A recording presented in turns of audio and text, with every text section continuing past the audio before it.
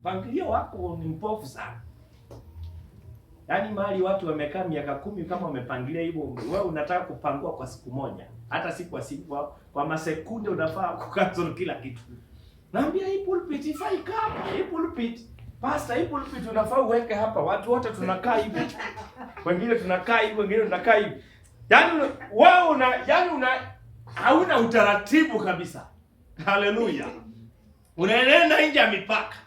Pastor, vile nimesikia ukifundisha, wokovu ufundishwa wangu hiyo. Sasa jameni, hii ndio yako. Kaa katika, ukiwa mtu wa kuomba utakuwa mtulivu. Haleluya. Kila kitu utakihandle katika hekima. Glory to God. So tunaomba ili tuwe watu wenye utaratibu. So kwa maneno mengine, maombi ni mwenendo mzuri. Kwa maneno mengine, maombi ni mwenendo mzuri. Kwa maneno mengine, maombi ni mwenendo mzuri. So mtu asiyeomba hata kujisuilia maneno yake ya kuongea inakuwa ni ngumu. Ataongea anaongea bila break. Anaongea bila kukula kwa anachokiongea. Anaongea tu. Shida ni nini? Ni mtu wa kutoomba. Haleluya. So maombi ni mwenendo mzuri. Mtu ambaye haombi atajikuta anaenenda nje ya maagizo ya nyaraka. Glory to God. So moja ya maadili ya hali ya juu ambayo mwamini anaweza kuwa nayo ni maadili ya kuomba. Moja ya maadili ya hali ya juu.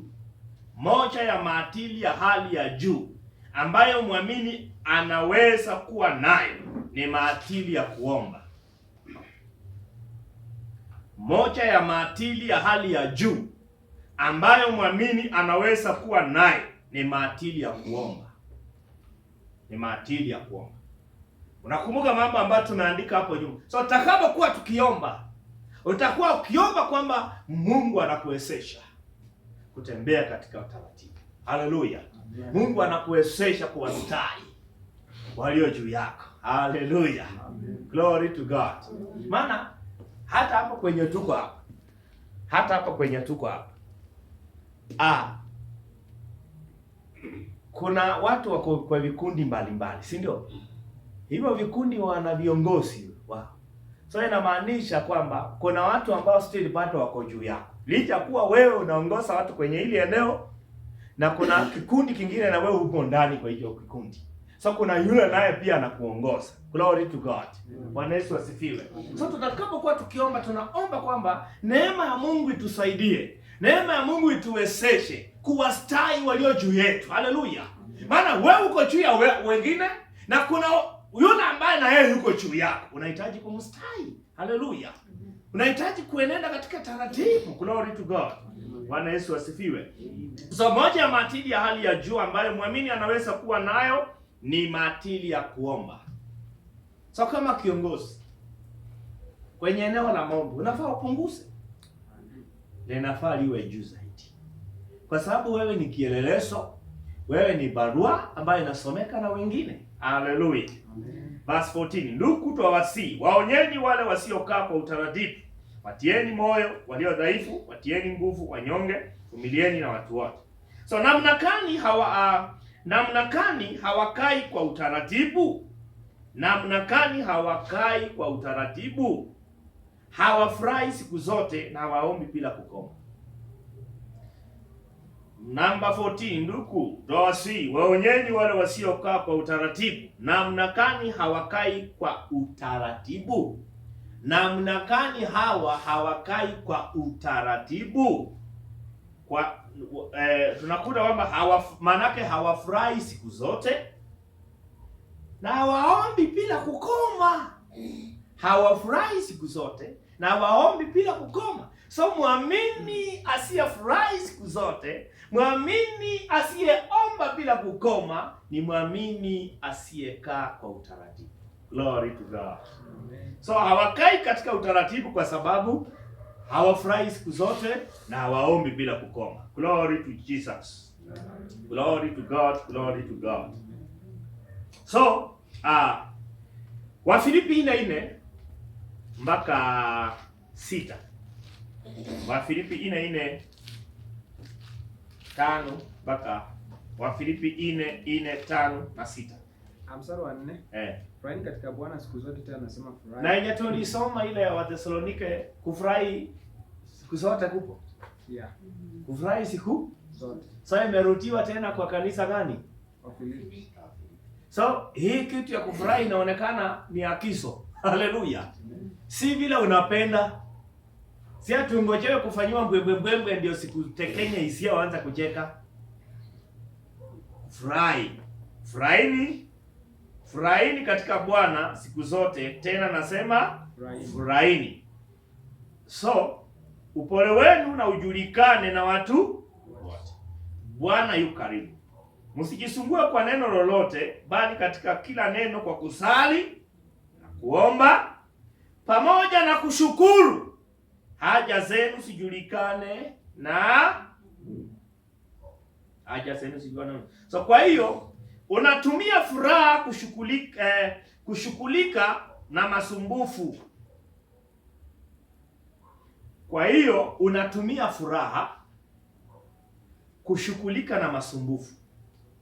Ya mambo ya kujihangaisha ile, mahangaiko hapa na hapa, unatumia furaha kuyashughulikia mahangaiko. Unatumia furaha kushughulikia masumbufu. Unatumia furaha. Unatumia kufurahi kushughulika na miemuko isiyo sawa.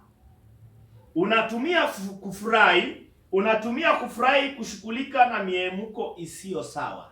Unatumia kufurahi kushughulika na miemuko isiyo sawa. Unatumia kufurahi.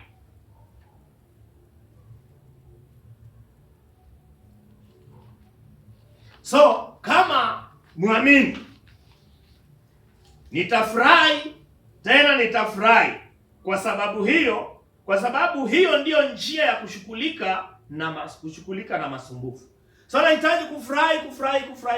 Kwa nini? Kwa sababu hiyo ndiyo njia ya mimi kushughulika na masumbufu. Glory to God. Amen. Bwana Yesu asifiwe. Hebu nikuulize, wakati maybe kuna masumbufu, kuna mambo imerundikana ndani ya nafsi yako, ukikaa bila furaha, ukikaa bila moyo uliochangamka, ni nini huwa inafanyika kwenye moyo wako? Sasa tu kweli, mimi najua umeexperience wakati ulikuwa umefika mwisho.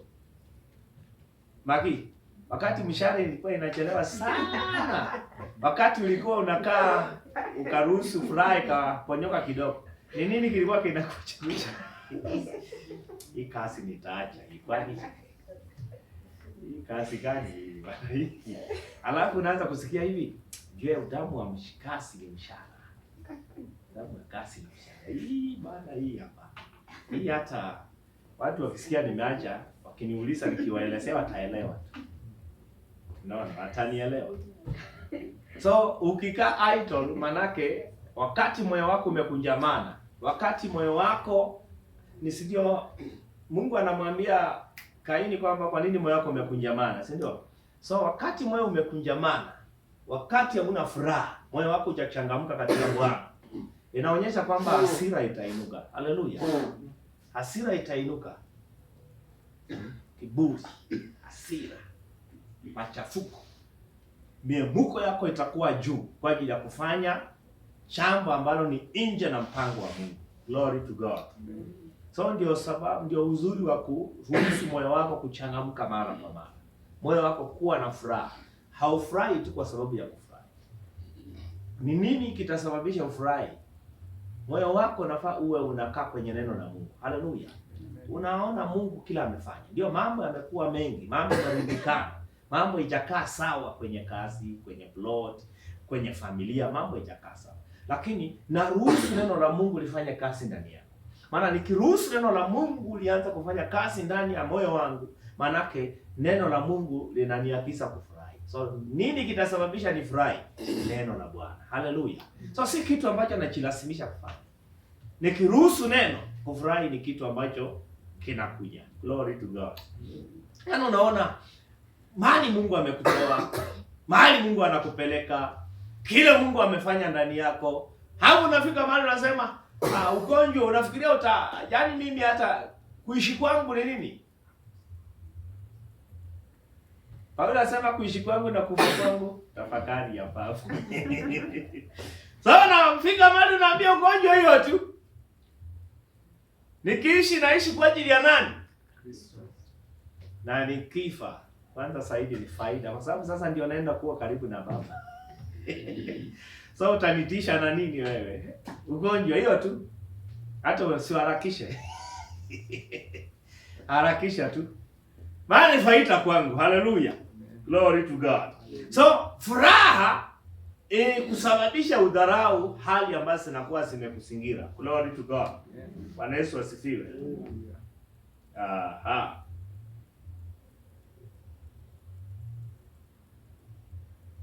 So kwa sababu umeshughulika na masumbufu, unafaa ufanye nini? Si tumesema namna ya kushughulikia masumbufu ni kufanya nini? Furahi, si ndio? So nikifurahi ninakuwa nimeshughulikia masumbufu, miemuko isiyo sawa ama isiyokaa sawa katika moyo wangu. So baada ya kuwa nimeshughulikia masumbufu, what next?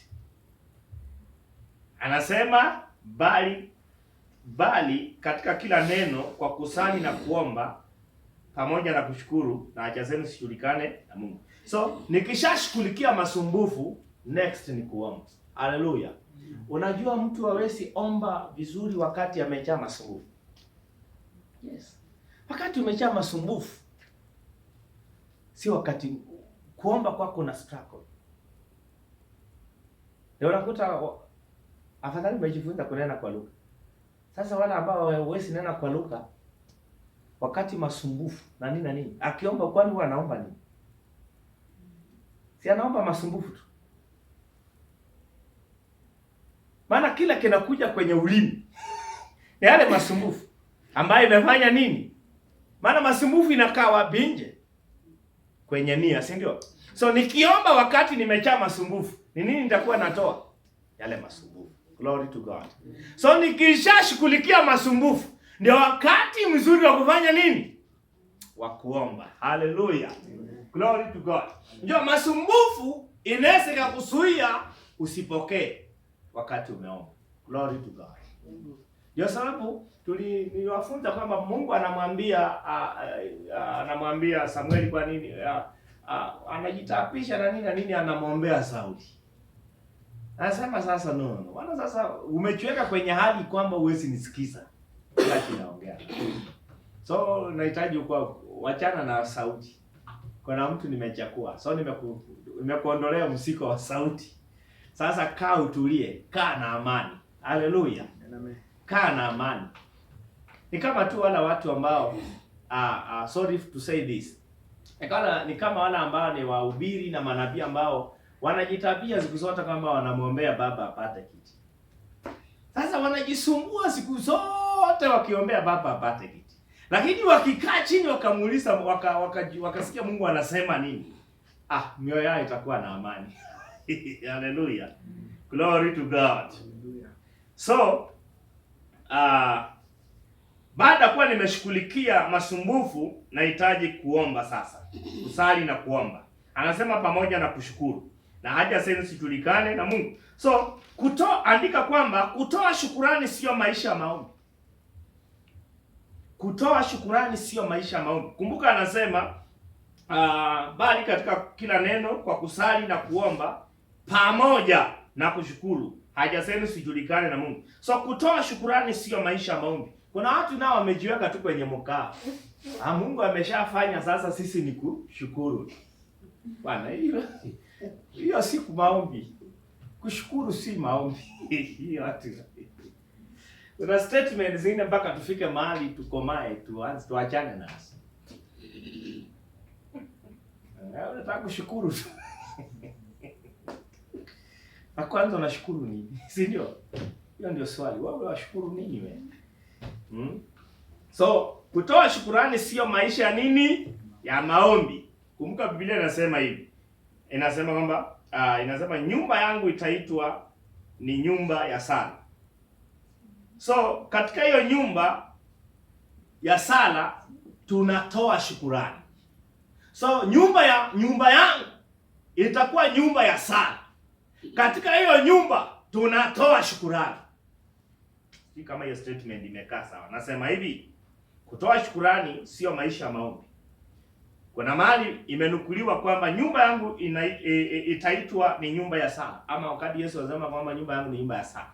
So nyumba ya Bwana ni nyumba ya sala, ni nyumba ya maombi.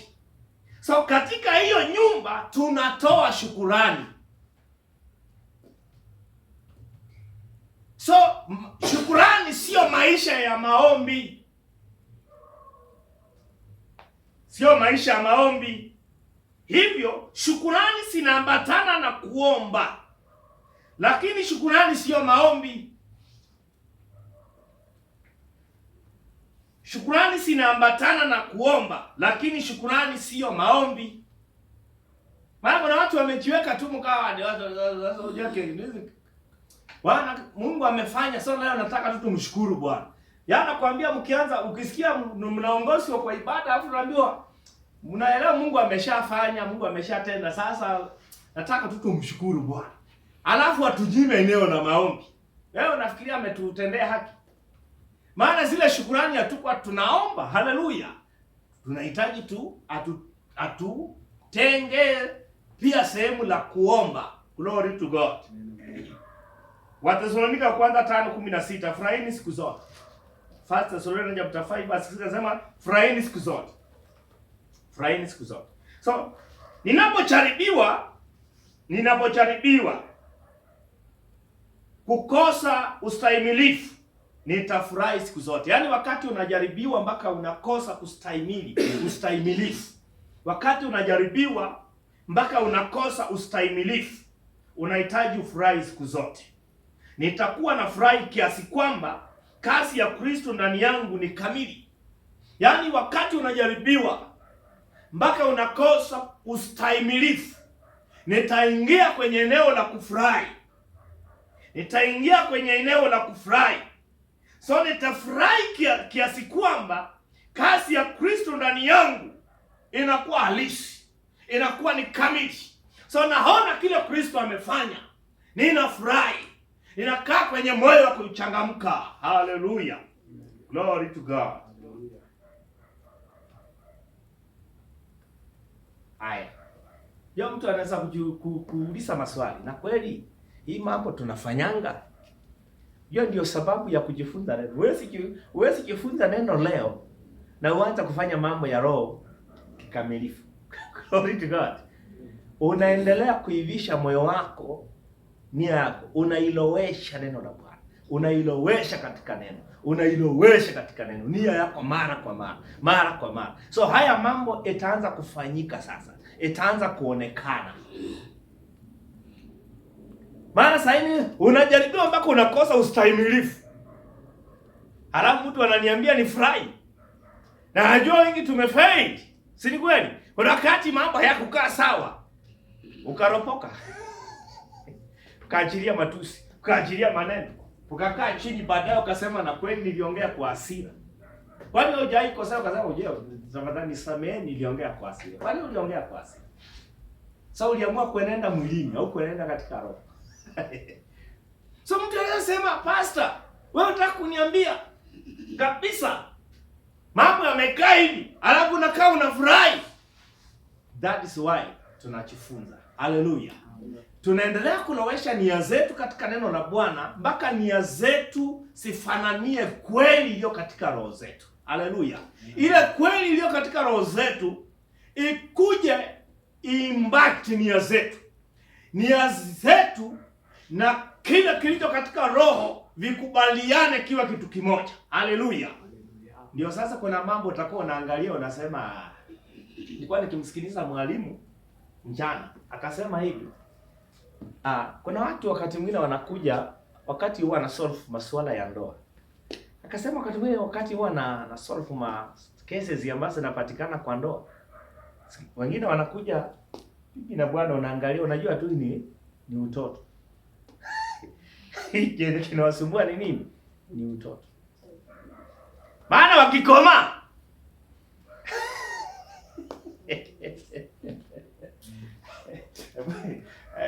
Mazi, tuangalie hili. Umepata mke wako anapikiwa simu na rafiki yake wako kwa mahusiano. Sasa ukiwa tu hivi hali ya saa hii najua utaleta shida, si ndio?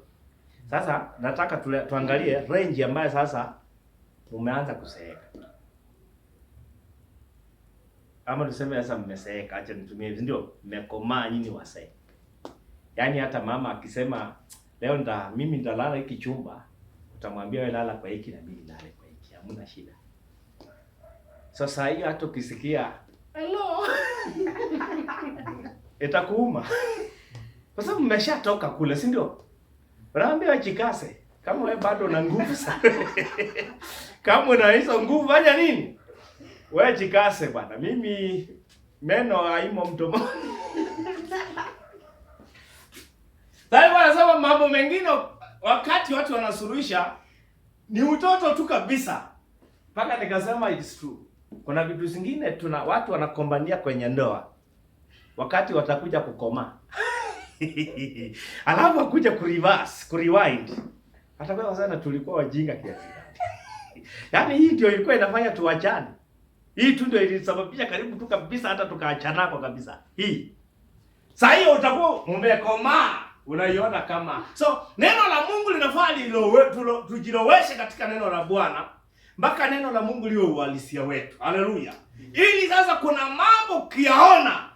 Yaani kama Mungu ambaye meno hana kabisa, unaangalia tu unacheka, unasema uacha yake kimbishane na hata kimbishana tu na hisi furuku, akishakimbishana hapa na pale, anarudi anakaa chini anasema nimechoka. Nimeinua mikono. Haleluya. Glory to God. Haleluya. Na Mungu nikuuliza, Mungu angekuwa bila sisi watu tunafanya kwenye ndoa zetu na mahusiano ya urafiki. Mungu angekuwa hivyo. Maana ni mangapi tunakosea na Mungu anaona. Lakini anafanya nini? Anavumiliana pamoja na sisi. Sasa inamaanisha mpaka tufike mahali tuchukue moyo wa Mungu. Tukae ndani ya moyo wa Mungu. Ili sasa kuna mambo utakuwa ukiyaona unacheka tu. Nasema huyu anahitaji tu msaada. Huyu naye ni mtoto sana. Lakini vita vyatoka wapi katikati yetu? Ni kwa sababu hatujaruhusu neno la Mungu lifanye nini? Kasi ndani yetu. Unajua neno la Mungu linapohubiriwa, tunafaa tufike mahali uruhusu neno la Mungu linapokuja kwenye maisha yako lisikuache bure. Limbat nafsi yako. Likuathiri, lisikuache salama. Kama ulikuwa na hivi tabia, ulikuwa unaelekea huku, likija limeharibu taratibu zote ulizokuwa nazo. Maana neno la Mungu likija linaharibu mipango yetu, linaharibu taratibu zetu za kawaida za kujichengea ibada za kimwili, linatuelekeza kwenye taratibu za Bwana, mpango wa Bwana. Haleluya. So turuhusu neno la Mungu linapokuja lisirudi bure, lilete mabadiliko ndani yetu. Glory to God. Bwana Yesu asifiwe. Litubadilishe. So tutafika mahali na kuambia kuna vitu takuwa unaangalia unacheka tu. Bila na hapa mfano, angalia kama saa hii kuna watu wameseeka saa hii, mama analala chumba hiki, msana analala chumba hiki. Waulize utoto nini wakiwa watoto, ujinga tu. Atakwambia kweli. Kwanza wenyewe atakwambia kweli tulikuwa wajinga kweli kweli sisi. Nilikuwa namfuata mama mpaka choo, nataka kujua uko choo kabisa ako peke yake ndani ya choo ama kuna mtu mwingine ndani ya choo. Mwambie unafuata mama unya kwa pole nataka kujua. Alafu unaenda unasikiliza. Kweli yako choo peke yake kweli? Sasa mati wakati umeseka una muda wa kumfuata mama choo. Hiyo nafasi hata huna kabisa. Hebu tukaa tu chini. Unafuata mtu mpaka unaenda unasikiliza. Kweli? Anaoka peke yake, unasikia maji kupu peke yake. Wewe ni ujinga? Basi ni utoto. Maana watoto ndio wanafanya vitu kama hizi. Lakini hebu niambie, wakati akili itakuwa imekomaa, wewe ni mtu mzima. Bwana, hata hiyo nafasi yenyewe kwanza huna. Hauna kabisa. Glory to God. Bwana Yesu asifiwe. So, anasema 1 Thessalonians chapter 5 verse 17. Anasema ombeni bila kukoma. So, kwa nini tunaomba? Ombeni bila kukoma. Kwa nini tunaomba? Tunaomba kwa sababu wanadamu watakuwa wanadamu siku zote. Yaani kazi yao ni wanadamu. Mwanadamu kuwa mwanadamu siku zote, manake ataendelea kutenda mabaya. Ataendelea kuleta shutuma kwako. Atakutabisha. Yesu anasema kwamba jihadharini na wanadamu. Maana hata si kwamba atabadilika awe Mungu ama awe sijui mnyama awe nini. Atakuwa mwanadamu. Hatabadilika awe miti. Atakuwa ni mwanadamu siku zote. So manake nahitaji kuomba bila kukoma. Nahitaji kuomba bila kukoma. Nahitaji kuomba bila kukoma.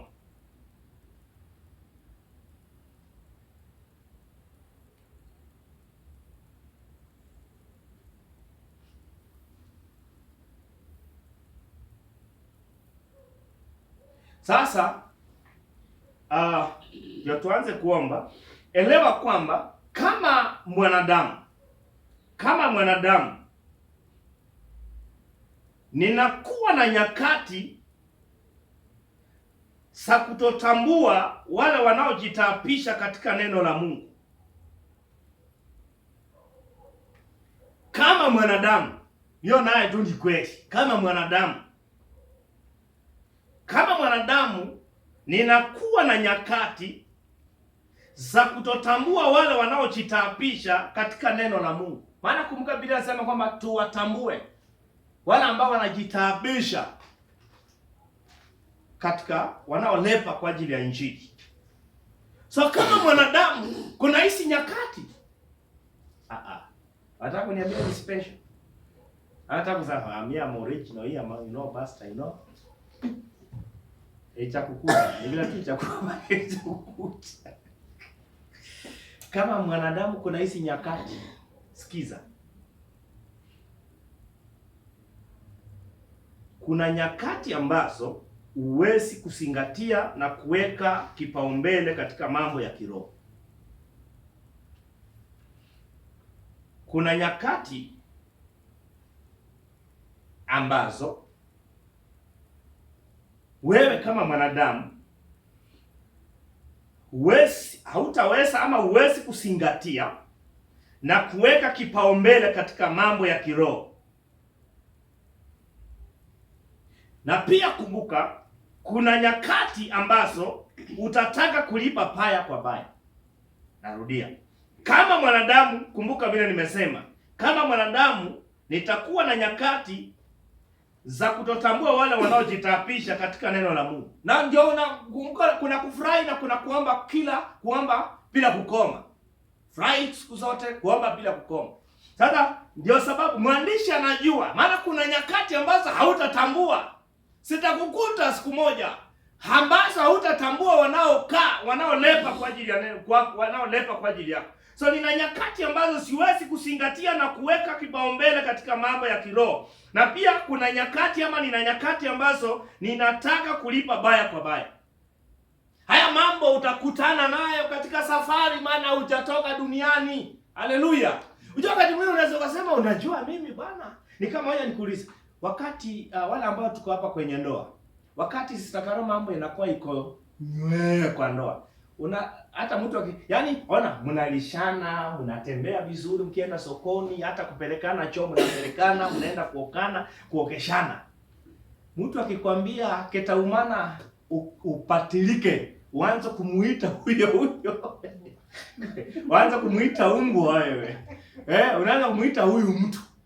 Mtu akikwambia kwamba hizi nyakati sitakuja, utakubali? Wakati mambo ni ni mteremko tu.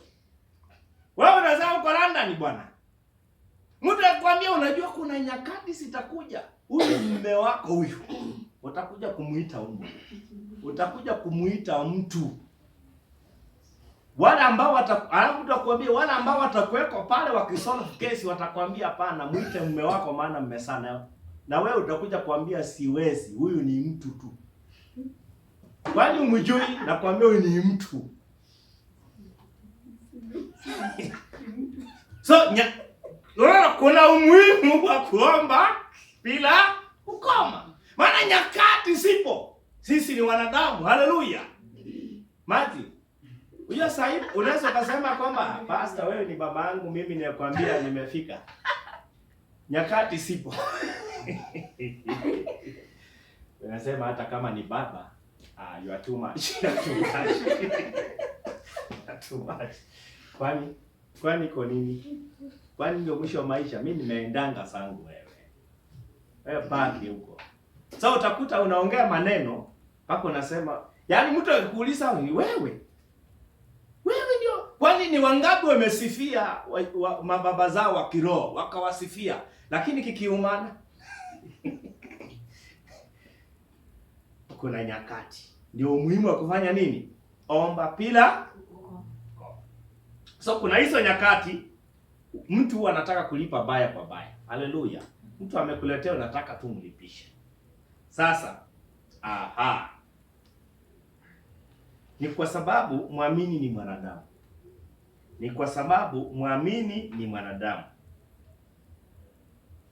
Na anayesungukwa muamini mwanadamu na anayesungukwa na wanadamu wengine wenye haiba hiyo. Yaani wewe ni mwanadamu ambao umesungukwa na wanadamu wengine ambao wana hali kama hiyo. Wako hivyo tu. Ni wanadamu kama wewe. So kama wewe unahisi kulipa baya kwa baya, jua kwamba baya litakuja. Umesungukwa na watu kama wewe. Umesungukwa na wanadamu kama wewe. Ndio Paulo anasema mstari wa 17 kwamba ombeni bila kukoma. Kwa nini? Ombeni bila kukoma. Maana nyakati zipo. Haleluya. Unajua wakati watu wanateremka, si sawa tu na wakati watu wanafanya harusi. Wakati nakwambia, yani mambo ya ajabu sana. Bibi harusi anakuja amefunga hapa mbele. Amefunga hapa mbele. Bwana harusi alishatangulia. So bibi harusi anakuwa amebebwa. Kwanza kutoka kwa kani anakuwa amebebwa juu. Na carpet ya reta na kanyaka. Alafu anafika mahali watamsimamisha hapa, alafu mume wake anaenda anafungua, angalie kama yeye anakuta ni yeye. Harusi inaendelea, wanalishana keki. Wanaambiwa yapusu yeye mbele ya watu, unapusu yeye. Wanasema maisha tumefika sisi. Lakini nyakati sipo. Sijui nani huwa anaingisha moto naanza kufanya tu. Hata mtu akikuja wauliza, unajua hii ndoa? Hata mimi nikikuja kusimama hapa, mimi naweza tu washauri, lakini nyinyi ndio wenye ndoa yenu. Nyinyi ndio wenye mahusiano. Huu moto unawaka, nyinyi ndio wa kuzima. Utasemaje? Kwambia moyo unawaka moto. Wewe utasema nini? Zinaitwa nyakati. Haleluya. By the way, kuna umuhimu wa ombeni bila kukoma. Ili nyakati kama hizi sikikuja ama sikatokea kwenye maisha yako, huo moto si utasima? Yes, utasima moto. Kuna wakati jirani anaweza akainuka ukamchapa, alafu ukakaa chini tu ukajiuliza, imagine hiki kilikuwa tu kitu ambacho ningejisuia. Mpaka unajiuliza, leo nilifuka mipaka aje? Yaani leo nimejiaibisha. Yaani ukishata ukaa tu kwenye mkao wewe mwenyewe ukajioje, unasema leo nimejiaibisha kweli. Yaani mmeenda kuchota maji kitu kidogo, mkaanzia hapo mkaanza kupikana, ukamwaibisha Kristo. Hasa ukishakaa kwenye tarasa nako umetulia polepole na jioji, anza kusema lakini hapa sasa ilikuwa tu na nafasi nzuri ya kujisuia. Na kwani leo kulikuwa kuwaje? Yaani litawaliwa na kiburi kiasi gani? Litawaliwa aje leo? Na maybe umeumiza mtu wenyewe. Haya, hujawahi piga mtoto, wale ambao tuko na watoto. Ndio unasafika mtoto kamuumiza, alafu ukishatuka jiuliza, na leo hata kama nimechapa, ndio unajaribu kujifariji, lakini unasema lakini leo sijamchapa kingwa, nimemchapa kama mnyama. Ni mtoto wangu nimemuumiza. Kuna nyakati, haleluya, kuna nyakati, hizi nyakati. So mstari wa 17 anaposema kwamba ombeni bila kukoma, ana sababu.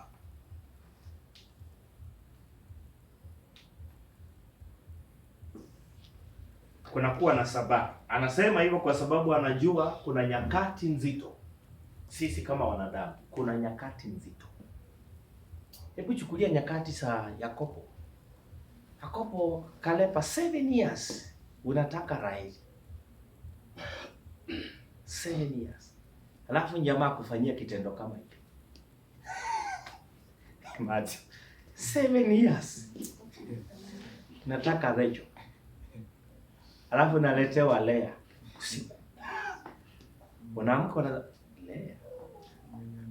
Unajua unaweza ukachukua kwa sababu unajua Yakobo alikuwa anafuka anachunga kondoo na mifuko ya choma. So unasema chomba hivi ndio umenifanyia miaka 7. Na so unajua mfukaji anaruhusa kutembea na vitu sharp sharp. Kwa sababu ya kule anaweza patana simba wadhuru. So lazima anaruhusiwa. So anasema wewe leo napeleka kwa grinder vizuri. Namwambia leo acha kiuma. Miaka 7 yangu ipotee. Yaani umeniaibishaje? Sikutakubali.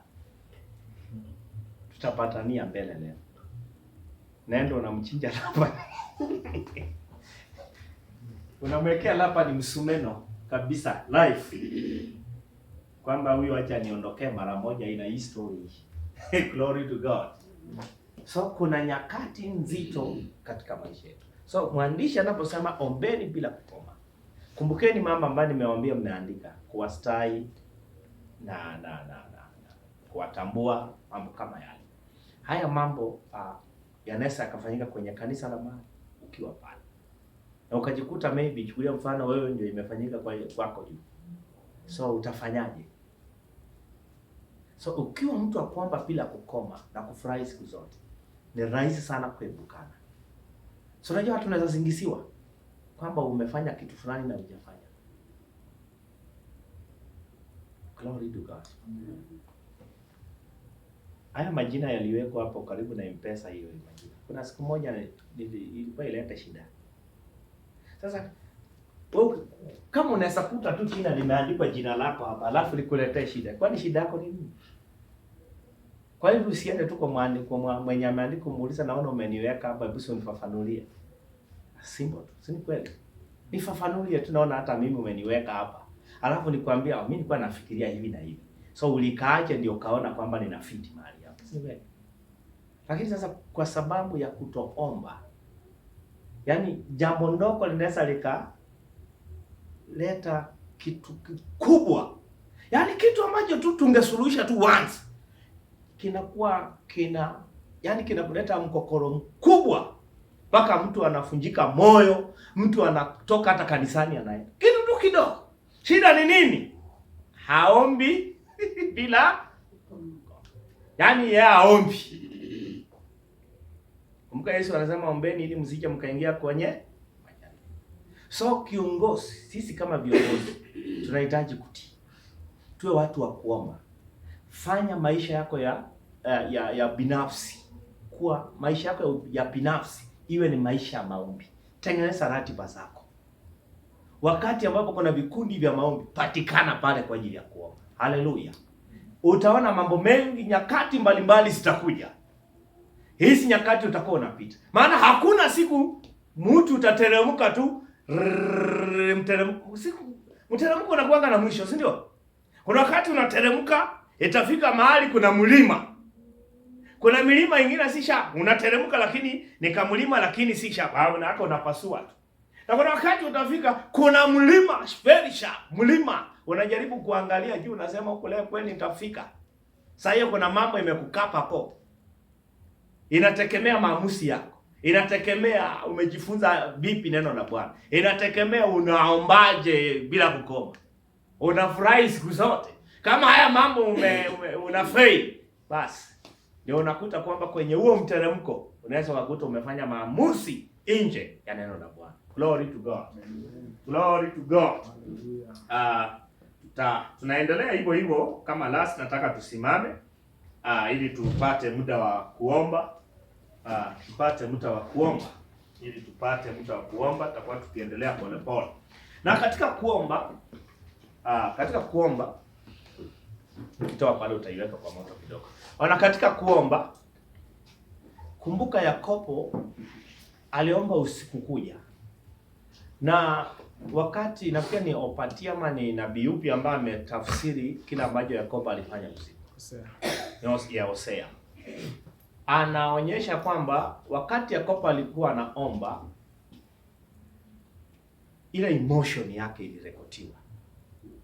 Ile emotion yake. Yaani alikuwa na msiko ndani yake.